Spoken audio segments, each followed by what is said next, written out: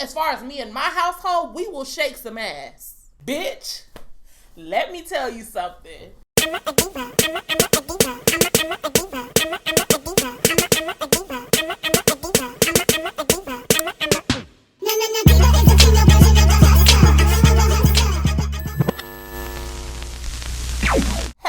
Everybody, it's your girl DijahDiva, and we are live with another Diva discussion. Just wanted to have a random conversation with you guys. First of all, before y'all start anything, make sure that y'all follow me on social media platforms. Dijah_Diva on everything. All of my info is always in the description box below. I don't know if you guys were aware that I always have all my social media platforms, my Patreon, everything in the description box below. Also, other thing is the content schedule will be released to my Patreons first. Y'all will get the content schedule this time on Friday. I believe Friday is going to be the 19th. That's when y'all will get the content schedule.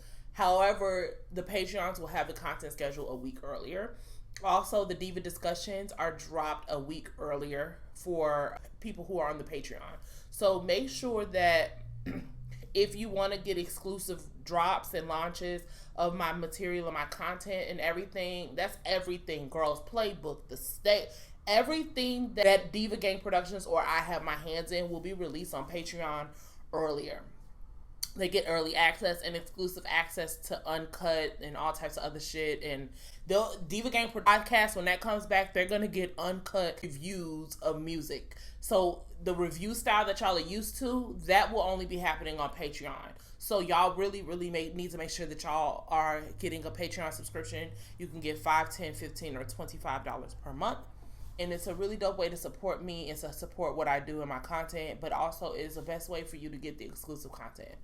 Another thing is to make sure that y'all subscribe to the channel and comment, like, share, because, you know, we just got to push this bitch through the algorithm. But let's go ahead and get into it. I wanted to have a conversation about the global phenomenon of the good girl versus the whore. Okay, let's get into it. I saw this video on Twitter today. Y'all call it the Meg Thee Stallion challenge, but to be honest, I think it's just yet another way for women to devalue themselves. And ladies, I'm not gonna hold y'all. At this point, it's given tacky and it's given classless. I think I speak for pretty much everybody when I say we're tired of seeing it. It's played out. There is no reason why we should log onto social media and at the top part where it says stories, there's nothing but a bunch of naked women, half-naked women, thongs, panties, short shorts, twerking and showing their ass. For what? What is y'all doing this for? Likes? Attention? Validation? If I'm not mistaken, y'all just did this a few months ago. Y'all had a whole challenge where y'all called it the ceiling challenge, where y'all was taping y'all phones to the ceiling and y'all was twerking upside down. We done seen y'all ass from every single angle possible. We get it. Then y'all say, oh, it's just the internet. It's not a real place. This is a real place. Y'all don't care how y'all perceive yourselves. Y'all don't care that what y'all look like. You know what this looks like? It looks classless and it looks tacky as hell. Most of y'all are moms. Y'all don't care what y'all kids think. Y'all don't care what y'all kids might look like. Y'all don't care about y'all image to them. Y'all talking about a challenge. Challenge yourself to be a better mom. Challenge yourself to be a better woman. Challenge yourself to be a better sister, a better auntie. Go challenge yourself to read a book. Challenge yourself in ways that's healthy for you. Y'all want to keep getting up here selling yourselves short for likes and attention for what? I'm not saying you got to be a nun, baby. I show skin. I'm not a nun. I still have fun with my girls. I still be outside. I do all of that. But it's never been about what you do. It's how you do it. Men used to have to go to a strip club to see stuff like this, to fantasize about stuff like this, to desire women to move in certain ways like this. But now all they got to do, the whole world is a stage at this point. All they got to do is log on to social media and it's a million girls shaking their ass, doing all type of stuff, trying to outdo each other. Because who y'all doing it for? Oh, we ain't doing this for the man. Who you doing it for then? Y'all got to stop and think, man. Because it's not giving what y'all think is giving. It's given very low quality. No man of high quality, the man that y'all desire, the man that y'all swear y'all want, I promise you, he gonna treat you nothing like what you want to be treated like, because no man wants to see a woman up there or a woman up there that he looking at to pursue in a serious way, shaking her ass 24/7 on the internet like that. Y'all want to be quick to say we not doing it for the men, but baby, one day you gonna want a man and he not gonna want you. Because in 2024, you up there shaking your ass for likes and attention. It's not that deep, man. I don't know if y'all lacking some type of self-esteem or what, man. But y'all gonna have to pull back and reevaluate some stuff. It's not cute no more, y'all. It's played out. Stop. Please stop. I think that this conversation has been being had for years, but I think that people are neglecting to include the social aspect to it. And I think a lot of y'all believe, and this is not just for sexism, a lot of y'all believe that y'all can perform y'all's way out of systemic oppression. I hear y'all do it for try to say, oh, if I work hard, if I get a lot of money, if I go to school, then I won't have to deal with racism. Oh, if I do this and I do that, I don't have to deal with homophobia. A lot of y'all believe that y'all can out-earn or outperform y'all ways out of systemic oppression. And I'm here to tell y'all, unfortunately, that's just not true. It's not true at all. And whenever you guys are talking about systemic oppression, a lot of the times y'all are talking as if it's individual and it's each person's individual performance that's making them experience what they experience. And this is not the first time I've seen something like this when it comes down to a challenge. I remember the Too Loud challenge where the girl had the degrees. And I kind of clapped back at her and I had my degree and I was shaking my ass with my degree because bad bitches can do both. And one thing that I want to make very clear is that if you are not a shaking ass girly, that's not your ministry. If you are not a super, I'm going to get a degree, I'm going to go get an independent girly, that's not your ministry. I just want to let y'all know that regardless as to what kind of girl, a modest girl, the school girl, the good girl, the slut girl, the sex working girl, the trans girl, the dark skinned girl, the light skinned girl, the fat girl, the skinny girl, the I'm submissive girl, the independent girl, all of y'all are going to experience gender-based violence. You do know that, right? You are aware that no matter what girly you subscribe to, you are going to experience gender-based violence. Especially if you're a black girl. You are going to experience pay disparity. You are going to experience some form of sexism in any way, shape, or form, whether it's professionally or personally. All of you girls get cheated on. So it's not up to me to perform a type of aesthetic to attract a kind of man that's going to cheat on me anyways. I think that y'all believe that y'all behavior and what you subscribe to equals your experience. And I'm here to tell you that that's not true. It's not true. And the comment that a lot of women behave a specific type of sluttish way in order to get attention from men is very, very, how can I say it? It's so much of a paradox. Because a lot of y'all are subscribing to the latter of the girl, like the good girl, the modest girl, the working girl, just so that y'all can be eligible for a type of man. So if you are being good for a nigga to get a good nigga, and women are shaking their ass to get a nigga, what's the difference between you two? There is no difference. You are both subscribing to a lifestyle that'll center men.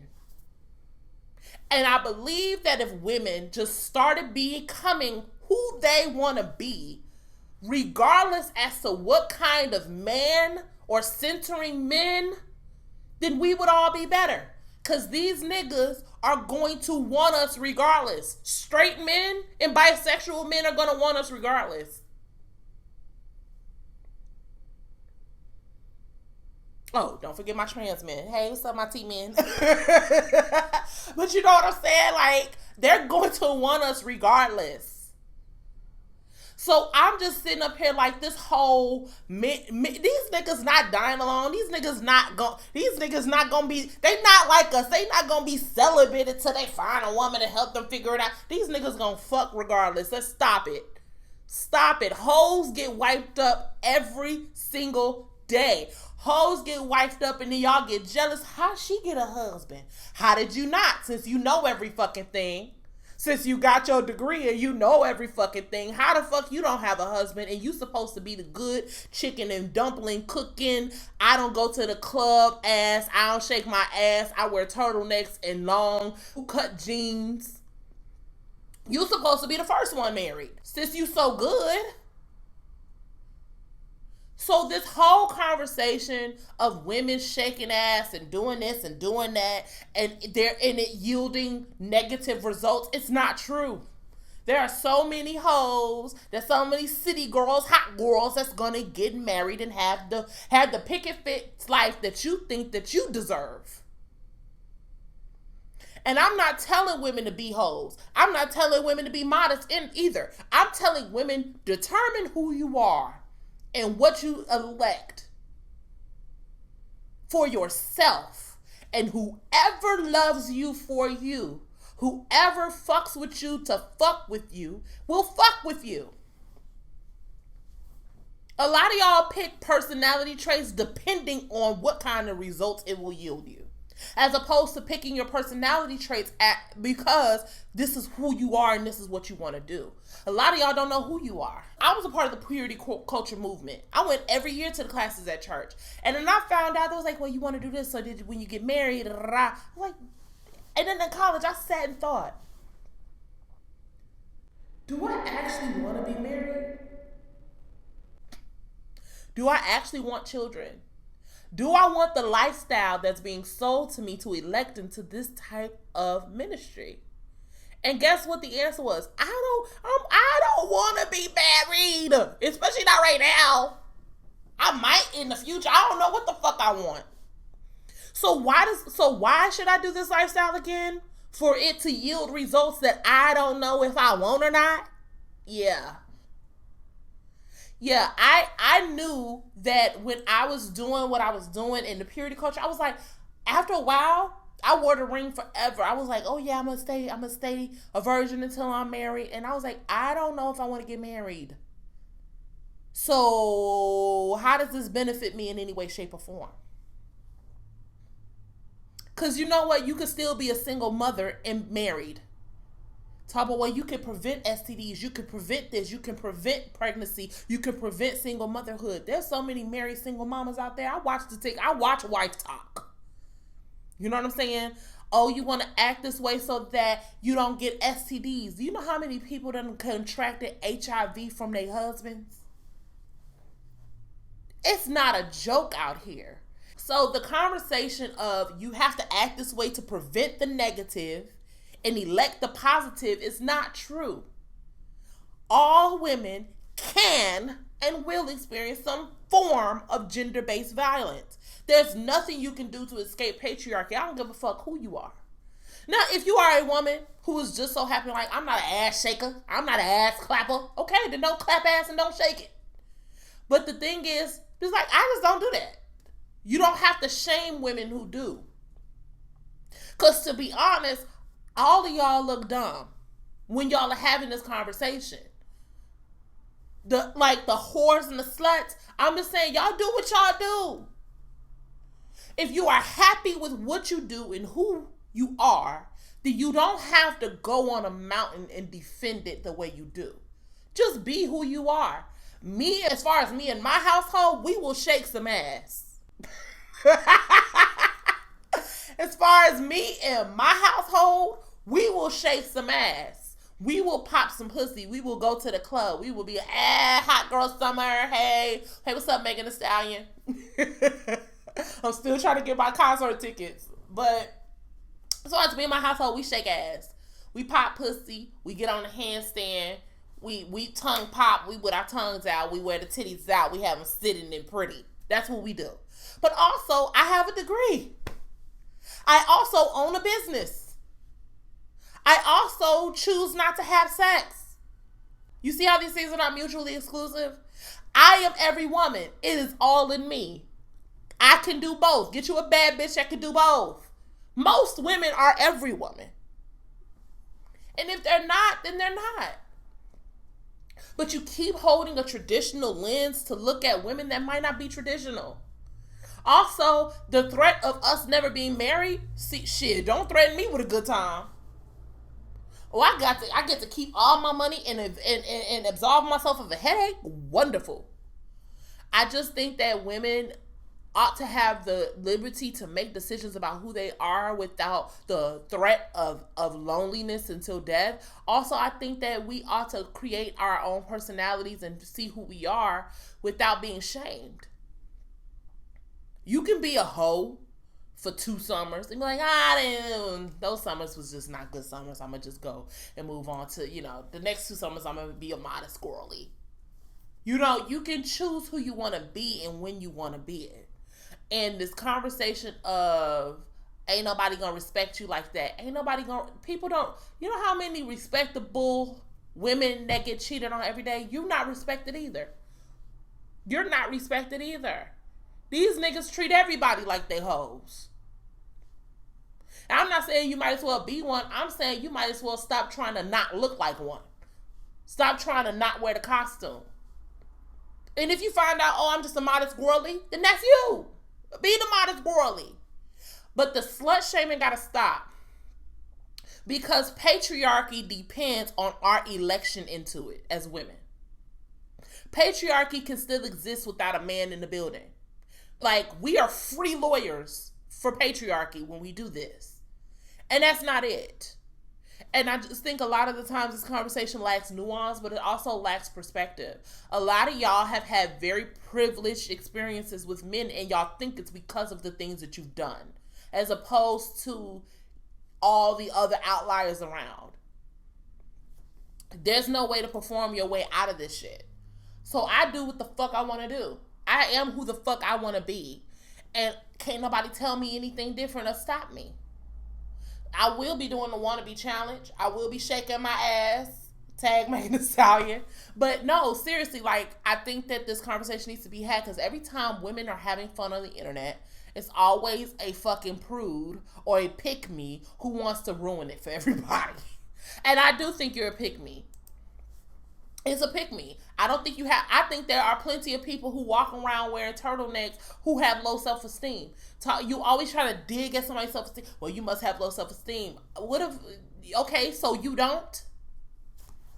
How can you see somebody in a 60-second clip and determine whether or not their self-esteem is high? Y'all psychoanalyze people and you really don't know shit. And that is very fucking annoying, if I'm gonna just be completely honest. But tell me what y'all think in the comments. Let's be nice in these comments, because let me tell you something. I will go down there and clean up house. Tell me how y'all feel about women's behavior being policed by other women. Tell me how you feel about the hoe versus the good girl. Let's have this conversation. That's it. That's all I have to say today. Thank you so much for tuning in, and bye, divas.